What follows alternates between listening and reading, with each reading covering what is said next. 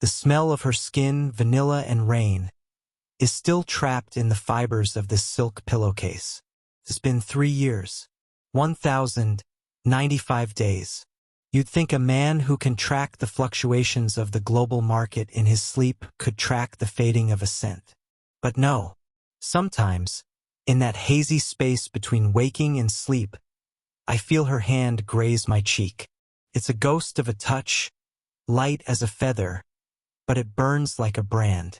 In those seconds, I'm not Julian Vane, the billionaire. I'm just a man who is starving for a person who no longer exists in my world. I am trapped. I look at my reflection in the floor-to-ceiling windows of my penthouse. I see a man in a $4,000 suit. A man who just signed a merger that will change the face of technology. I have duty. I have a board of directors who treat my words like scripture. I have a fiancée, Elena, who represents everything a man of my stature should want. But I am empty. I can still feel the last time I touched her. It wasn't a grand goodbye. It was a desperate, forbidden moment in the cramped hallway of our old apartment. The air was thick with the smell of the cheap coffee she loved and the dust of my packed suitcases. I told her I couldn't do this anymore. The domestic life, the distractions. I told her my ambition was a fire that would eventually burn her if she stayed. She didn't scream. She didn't throw things. She just stepped into my space, her forehead resting against mine. I could feel her eyelashes brushing my skin. For a second, the world outside that hallway ceased to exist. I wanted to drop the bags. I wanted to sink to my knees and beg her to tether me to the earth. My heart was screaming stay, but my mouth said, I have to go, pushed her away. I chose the cold, hard steel of power over the warm, beating heart under my hand. I walked out and I never looked back, or so I told myself. The corporate mask.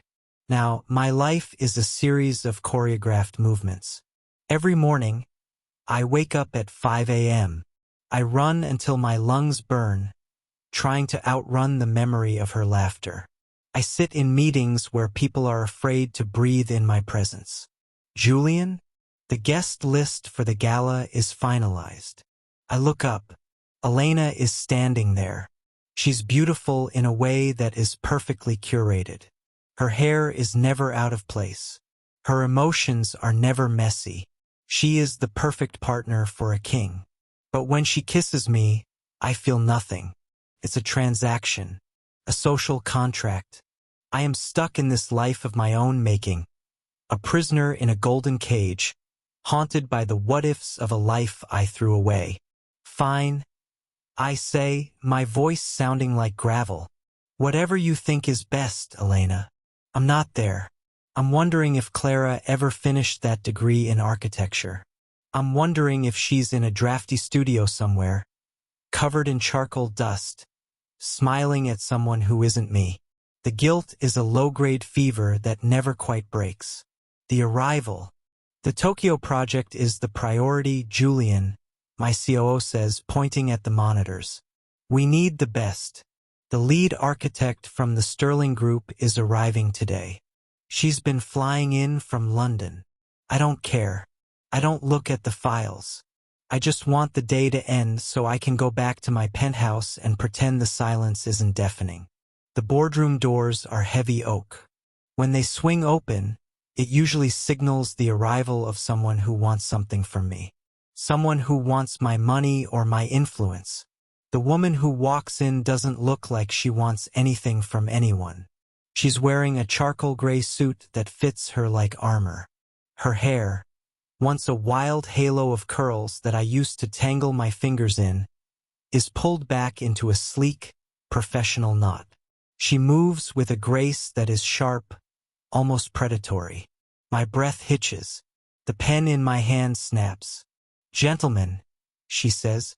Her voice. It's deeper than I remember. More confident. But it's the same velvet-covered steel that used to whisper my name in the dark. I'm Clara Vance. Let's get to work. She doesn't look at me. Not at first. She begins laying out blueprints.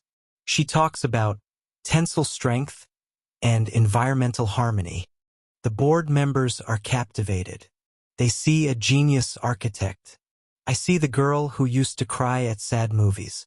I see the girl who I left standing in a hallway 3 years ago. The shattering. I find myself leaning forward, my eyes searching hers, desperate for a sign that she still feels the pull. The room feels like it's losing oxygen. I am obsessed with the way her hands move over the paper. Those hands used to hold mine. Then, she reaches for a water glass, and her jacket shifts. The world doesn't just stop. It shatters. She's pregnant. Not just a little. She's deep into her second trimester. Her belly a soft, unmistakable curve against the sharp lines of her suit. The math begins to scream in my head. The dates. The timing. 3 years since I left. But the rumor mill in London. I remember a snippet of gossip Marcus mentioned months ago about a reclusive architect. I stand up so abruptly my chair crashes against the floor. The sound is like a gunshot. The board members stare at me in shock. Elena, sitting at the end of the table, frowns. Clara finally turns. She looks me dead in the eye. There is no love there. There is no longing. There is only a cold, shimmering wall of resentment. She places a hand, almost protectively, over her stomach. "Is there a problem, Mr. Vane?" she asks. Her voice is a challenge, a dare. I look at her, at the life she's carrying, and then at the luxury of the room around me. For the first time in my life, I realize that the empire I built is made of nothing but glass, and it's about to come crashing down. The silence in the boardroom after my chair hit the floor was louder than any shout.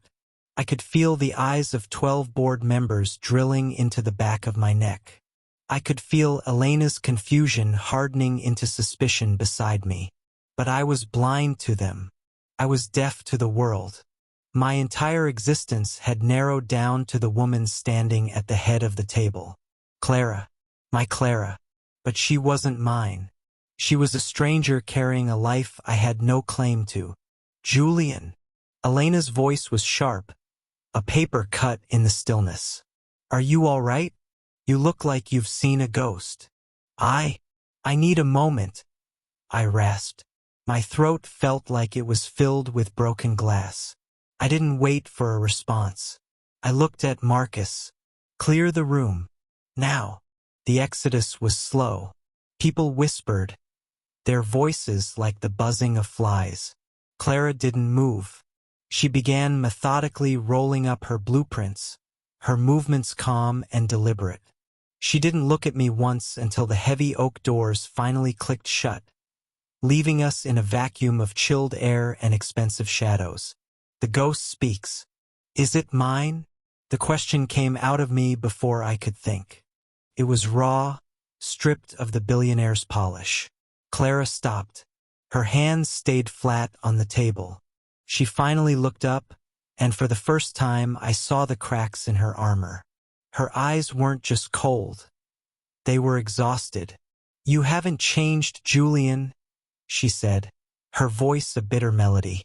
"Still believing the world revolves around your timeline. Still thinking you're the lead actor in everyone else's story. The timing, Clara. It's been 3 years since I left, but I know you. I know how you live. I know.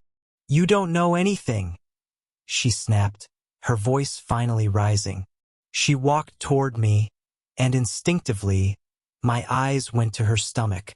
She saw it and stopped, her hand moving to cover the curve of her child. "You walked out of that apartment because you said I was a weight around your neck. You told me you needed to be unburdened to build this." She gestured wildly at the glass walls and the skyline beyond. I stepped closer. I could smell her again, that vanilla and rain. It made my head spin. I wanted to reach out and touch her, not out of lust, but out of a desperate need to know she was real. "I made a mistake," I whispered. She laughed, a harsh, dry sound. A mistake? You broke me, Julian. I spent months wondering what was wrong with me. Why wasn't I enough to make you stay? And then, I realized, it wasn't that I wasn't enough. It was that you were too little. You were too small to hold a love that required sacrifice. The obsession takes root. She left the room before I could respond. She didn't run. She walked with the dignity of a queen leaving a ruined city. For the next 3 days, I was a ghost in my own company.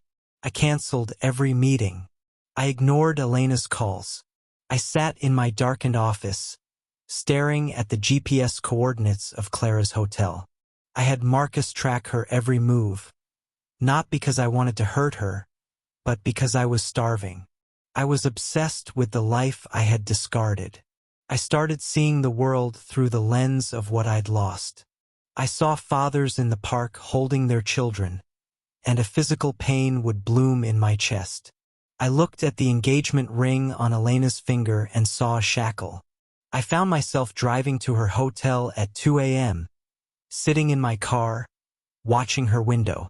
I was a billionaire, a titan of industry, acting like a broken-hearted teenager. I felt the guilt of my marriage to Elena, a woman I was using as a placeholder, and the crushing weight of the secret Clara was clearly guarding.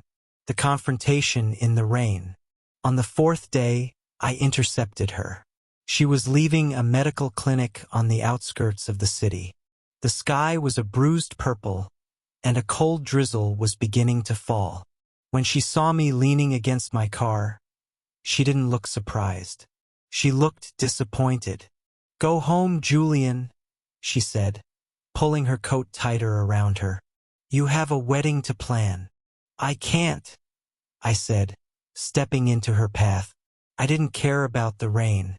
I didn't care about the cameras that might be watching. I haven't slept. I haven't eaten. Every time I close my eyes, I see you in that hallway.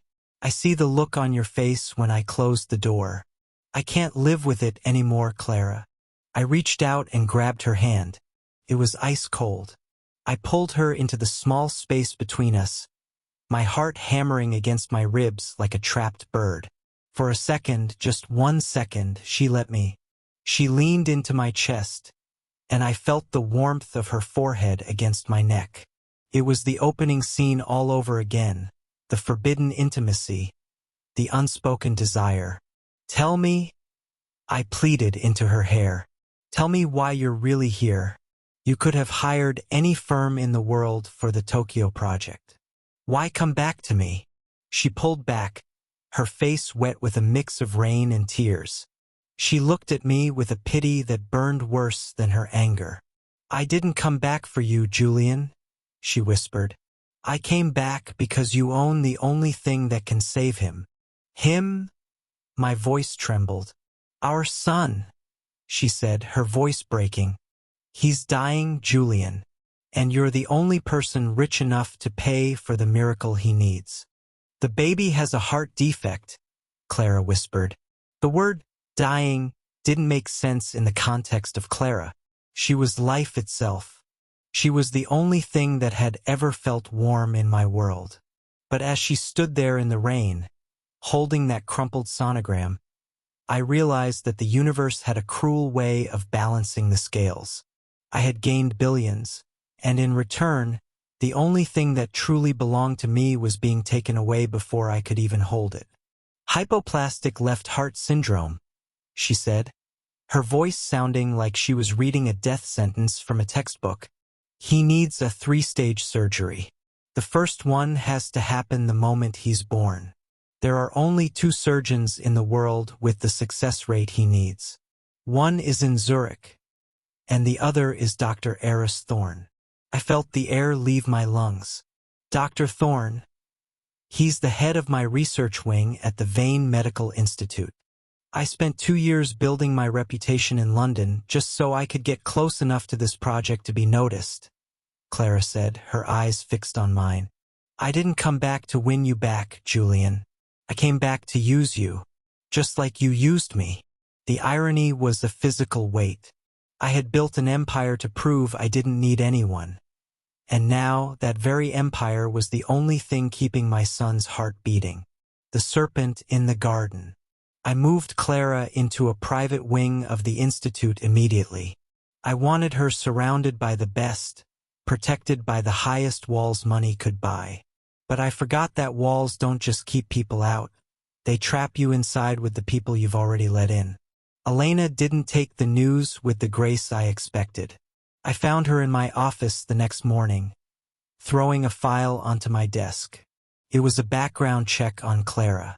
"You're making a mistake, Julian," she said. Her voice calm but her eyes like flint. "A secret child? A former lover living in your hospital? The merger with the Tanaka Group is set for Friday. If they see this kind of instability, this messiness, they'll pull out. My father will pull out."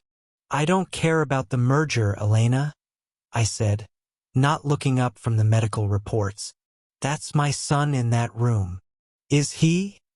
She tilted her head. "Or is he just a way for that woman to get her hands on the Vane fortune? My father has already spoken to the board. They've issued a morality clause. If this becomes a public scandal, you're out as CEO." I finally looked at her. I saw the calculation. She wasn't a woman in love. She was a shareholder protecting her dividends. "Get out," I said. "Fine," she whispered, leaning over the desk. "But remember this, my father funds Dr. Thorne's research. If you don't sign a non-disclosure and a full waiver of parental rights for that child, effectively erasing him from the Vane lineage, Thorne might find himself unavailable for the surgery. Don't test me, Julian. I play to win." The longest night. I spent the night in the corridor outside Clara's room. I didn't go in. I wasn't allowed to. I sat on the floor, the cold marble seeping into my bones. I thought about the opening scene, the way I had pushed her away because she was a distraction. Now I would give every skyscraper, every stock option, every zero in my bank account just to go back to that drafty apartment and tell her to stay. I was a billionaire who couldn't buy a second of peace. 3 a.m., the door opened. Clara looked out. She saw me sitting there, looking like a broken man. She didn't say anything. She just sat down on the floor next to me. For the first time in 3 years, we were equal. No titles, no money, just two parents terrified of the dark. "I felt him kick today," she said softly. "He's a fighter, Julian. He's just like you. He doesn't know when to give up." I reached out, my hand trembling, and she let me place it on the swell of her stomach. The moment my palm touched her, a jolt went through me. Tiny, rhythmic thud hit my hand. Thump thump. It was the most powerful thing I had ever felt. It was more important than any board meeting, more valuable than any merger. "I'm not going to let them take him," I whispered, tears finally blurring my vision. "I don't care what it costs." "They want you to sign the papers, don't they?" she asked. She knew. She had always been able to read the shadows on my face. "They want me to choose between my life's work and my son." Clara looked at the sterile, white walls of the Institute, the building with my name on the front.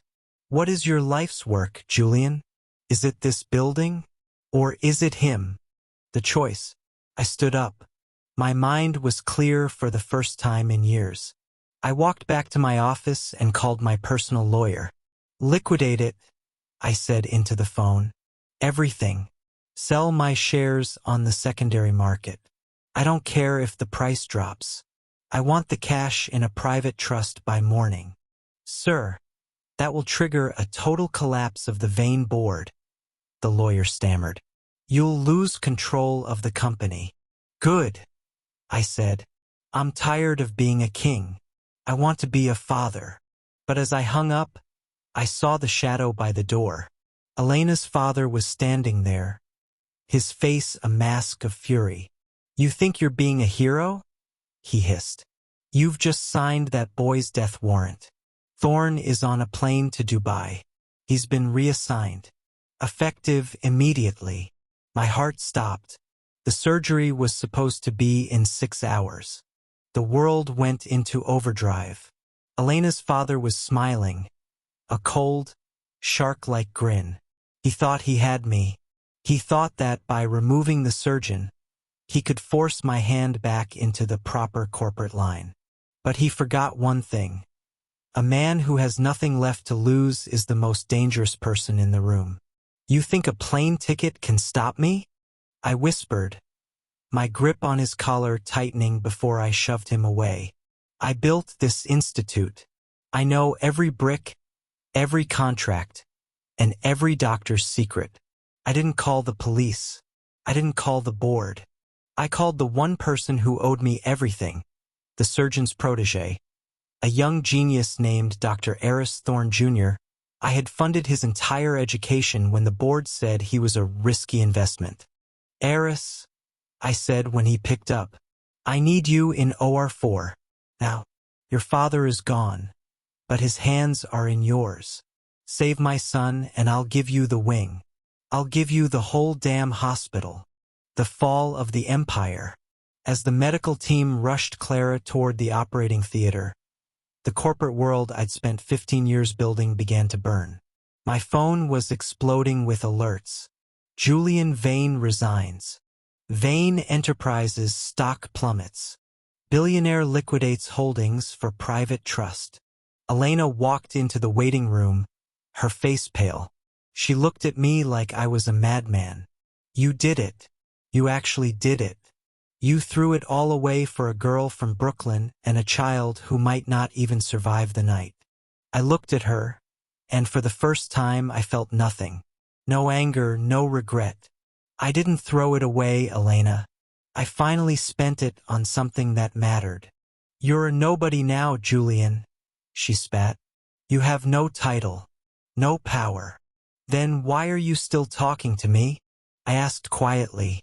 She turned on her heel and walked out, her designer heels clicking a final, hollow rhythm on the marble floor.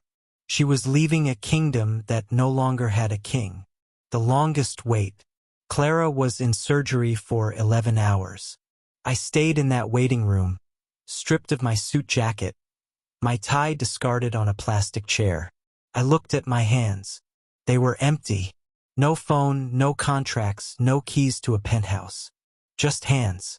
When the doors finally opened, Dr. Eris Jr. walked out. He was covered in sweat, his surgical mask hanging around his neck.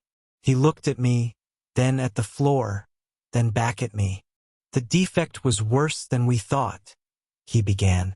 My heart felt like it was being squeezed by a giant's fist. But he's a fighter. He's stable, Julian. He's in the NICU. I didn't cheer. I didn't pump my fist. I just fell into the chair and let out a breath I'd been holding for 3 years. I went to Clara's recovery room first.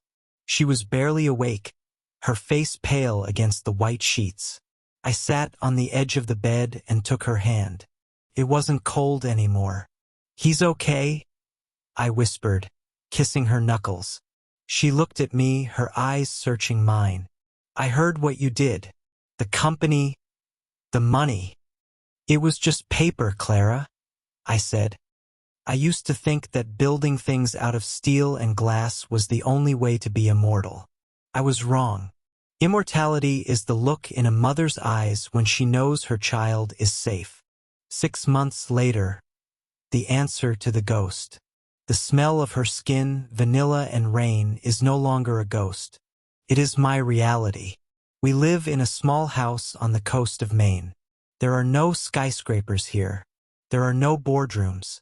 My office is a wooden desk overlooking the Atlantic, where I consult for nonprofits and build schools for children who can't afford them. I am no longer the Ice King. I am just Julian. I'm sitting on the porch as the sun begins to set, painting the sky in bruises of purple and gold.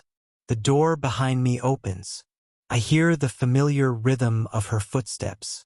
Clara walks out, holding a bundle wrapped in a blue blanket. Our son, Leo. His heart is strong. a rhythmic, powerful thrum that I can feel whenever I hold him. She sits beside me, and the silence is different now.